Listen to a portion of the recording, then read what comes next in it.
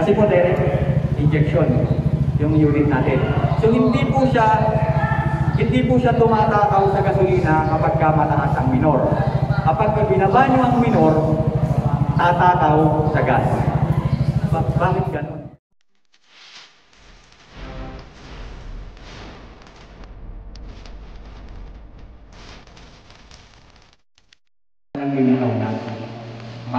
Hindi na magamit. Hindi po siya magagamit. So ngayon po, pag bumili kayo nito, gagamitin nyo na lang. Diba? So, yes po, wala na po renewal. So, magda-diagnose tayo, sumaplan tayo, pasok tayo sa diagnosis o diagnostic. Dito tayo magre-read ng trouble code if ever na meron siyang trouble or meron siyang history of trouble. So, pasok tayo dito. Okay, back muna tayo, no? Back muna ulit natin. So, pag susi natin, lilitaw yung diagnostic. Click OK. So, meron dyan lilitaw na K-line at saka OBD2. So, doon lang tayo sa K-line. Hahanapin natin ngayon si, ano yun ito? Honda Beat. So, sa Honda Beat po, wala kayong makikita ang Honda Beat dyan. Ang makikita nyo dyan ay step 1. Wait ha. Punta lang tayo kay Honda. Honda. Click OK. Tapos makikita natin yan na yun. Auto 110 step 4 to 5. Doon tayo papasok. Connecting na tayo sa kanya. ECU. So ayun. Pag nakapasok na kayo sa ECU, may lilitaw dyan na tinatawag na view parameter, view DTC yung tinatawag natin, detected trouble code. Tapos yung mayroong reset code DTC, tsaka monitoring. No? So pasok muna tayo dun sa una. Viewing muna tayo ng parameter. Sa viewing ng parameter, meron tayong dalawang proseso. Merong nakapatay ang engine at merong nakabuhay ang engine. Mamaya magbibigay ako ng question doon sa nag-relation niya. May reward na naman kayo pag nasagot niya. So ngayon, dalawang proseso ng pagdadiagnose is nakapatay ang engine at saka nakabuhay ang engine. So doon muna tayo sa nakapatay ang engine. So pasok tayo doon sa tinatawag na view parameter. Ayun. So nakapasok tayo sa viewing ng parameter. Ano ba yung mga parameter na yan? Yan yung actual na gumagalaw doon sa system ng electronic components o tinatawag natin sensor actuators in ECU. Iyan na po yun. Kung sa mga OBD2, yan yung tinatawag nating live data. Diba? So mapapansin nyo, mayroon nakalagay dito na engine speed 0. Bakit 0? Kasi hindi naman umaandar yung motor. Yun yung kanyang RPM. Diba? Pangalawa, mayroon engine coolant temperature, which is nakalagay dito is 33 degrees Celsius. So dito kasi wala naman itong tinatawag na coolant. Ano ba yung nare-read niya dito? Ang nare-read niya po dito is yung oil temperature. Same lang din po yun. Na, wag po kayong malilito doon, ay coolant eh. Dapat coolant yung nare-read ko. Eh wala namang coolant ito. So ang nare-read po niyan is yung oil temperature. Engine coolant voltage, kaya naman po yung signal na nanggagaling doon sa sensor na nakakabit kung gaano kataas yung voltage na ibinabato niya na nire-read naman o kinakalculate ni ECU. Throttle position degree. So yung throttle position degree, mapapansin nyo 0-0. No po? So 0-0 bakit? Kasi naka-close yung throttle. No? Isa po ito. May additional ako dito sa throttle position degree. Kung marunong kang magbasa ng parameter, kahit hindi ka tumingin doon sa tinatawag nating mga trouble codes, mayroon ka na kaagad makikitang idea kung anong nangyayari sa sistema ng motor. Bakit? Kamukha nito. Focus kayo doon sa tinatawag natin throttle sensor degree. Yung nakalagay ay 0-0. Ano? Pansinin nyo pag piniga ko ito, ang mangyayari. Pumapagod. So nagkakaroon siya ng value. Nagkakaroon siya ng degree. Ayun. So, from 0-0, pumapalo siya ng 77.5 degree. Ano? So, yun yung open wide throttle, open wide throttle and close throttle. So dito pa lang, malalaman na ninyo kung may sira yung throttle position sensor. Bakit? Pag piniga nyo yan, dapat pataas ng pataas ang reading yan. From 0, 0, pataas siya ng pataas papuntang 77.5. No? Kapag sa gitna niyan, habang pinipiga ninyo ito, biglang may nag-drop. Halimbawa, running na kayo ng 30, tapos piniga pa ninyo. Pagka piga ninyo, biglang nag-22, biglang nag-21, tapos biglang nag-0, 0. Pag piniga nyo ng sagad, biglang nag-77.5. Ibig sabihin, sa pagitan ng 77.5 at saka ng 0, 0, mayroong tinatawag na fluctuation. No? Kapag ka nag-reading, pagka tumiga kayo ng throttle at na-reading dumaan kayo doon sa part na nagpa-fluctuate, mababasa yun ni computer box o ni ECU na wala kang binigay na voltage signal sa akin. So magkakaroon siya ng abnormality doon sa function. So dahil wala siyang na-receive na signal, hindi rin siya magbabato ng fuel kay injector. So, ibig sabihin, pag nangyari yun, papalya ang motor. So yun. Ano ba bang mayroon? So injector, MS. Ano ba yung MS? Yun yung millisecond.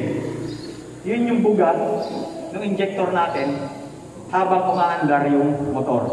Or yung tinatawag natin fuel volume per millisecond. Timing advance. Nakikita nyo dyan naka-negative. Bakit? Kasi hindi naman yan umaandar. Meron din tayong voltage. Ito yung sinasabi ko sa inyo. Namo-monitor din dito yung voltage ng battery. So meron tayo ditong reading na 12.5. No? Ano pa bang meron? So AFR ratio. Yun yung sinasabi ko sa inyo kanina na lean, optimal, and rich. So ano ba yung ideal reading natin dyan? Most of the time kasi, ang setup talaga ng mga FI para makatipid tayo sa gasolina, lean talaga to. Lean talaga ito. Kaya pag nagkaroon tayo ng modification or kabit tayo ng mga aftermarket, nagkakaroon tayo madalas ng problema. No, kasi lean na nga yung setup natin, mas lalo pa siyang naging lean. Because of the modifications na ginawa natin sa ating mga unit.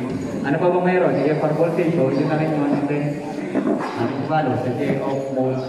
Yung mode, pansinin yan, 0. No? Sa mga Honda units, yung mode na yan, i-convert natin yan, o yan yung tinatawag nating altitude. No? May epekto ang altitude sa performance ng motor. Kapag ka nagtono ka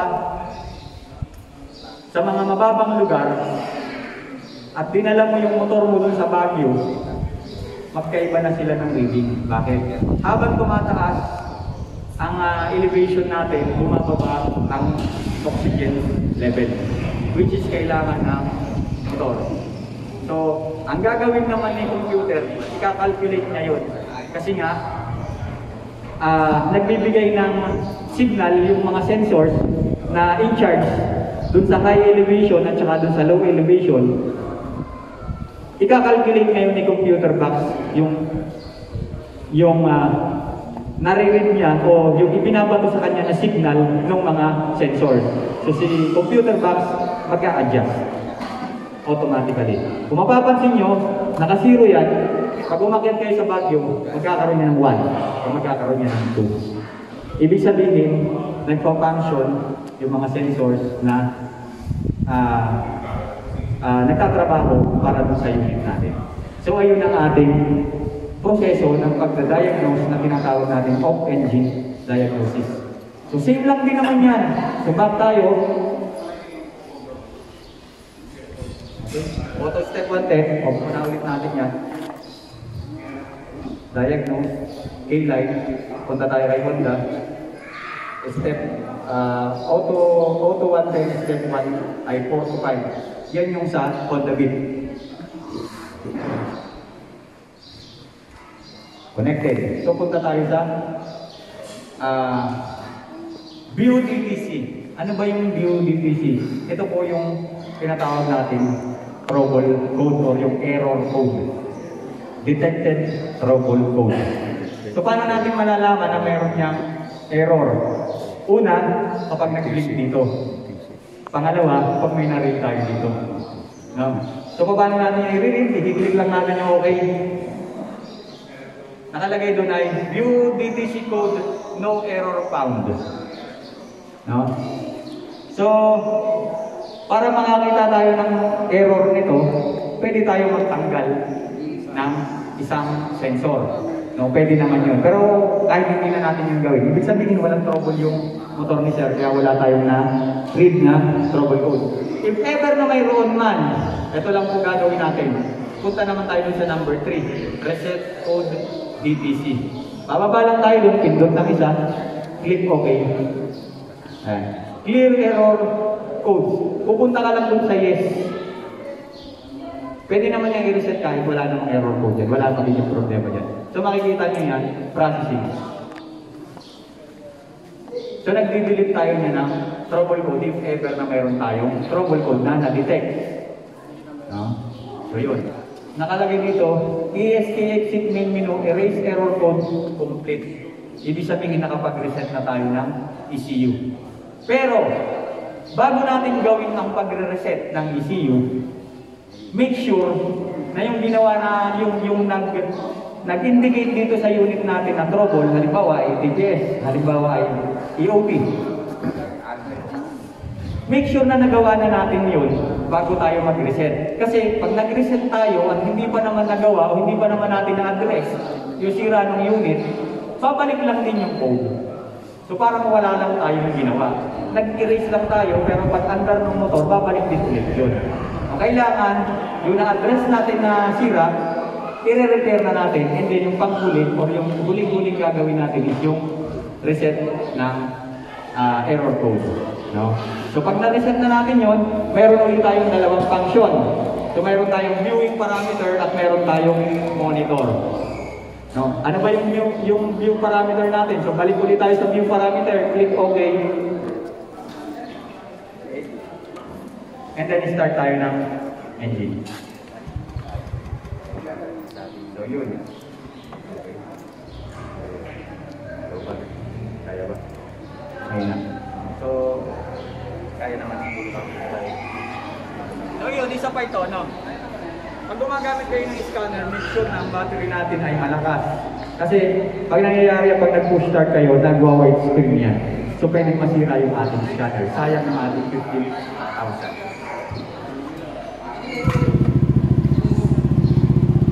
Sa'yo po nakita ninyo, mayroon na siyang reading yung kanyang engine speed. So kanina naglalaro siya ng 1.9, ngayon bumalik siya doon sa normal na 1.516 RPM, which is siya yung kanyang standard. No? Another information, kapag ang F5 motorcycle ay nagtotono kayo ng minor, make sure na yung naka-indicate doon sa loob ng compartment ninyo, yung tinatawag natin RPM needed o yung necessity ng unit. Sa F5 po kasi natural na mataas ang minor. Apo, nagre-range po talaga yan ng 1,600 plus minus 100. Yun po palagi ang standard na hinihingi ng F5 unit. Bakit? Kasi po direct injection yung unit natin. So hindi po siya tumatakaw sa gasolina kapag mataas ang minor. Kapag binaba nyo ang minor, tatakaw sa gas. Bakit ganun? Diba? Eh sa carb, usually ang ginagawa natin sa carb, pag nagbaba tayo ng minor, siyempre, ang purpose natin is tumipid sa gasolina habang naka-minor. Pero sa FI, huwag niyong gagawin. Kasi pag ginawa niyo yun sa FI, mas tatakaw sa gasolina.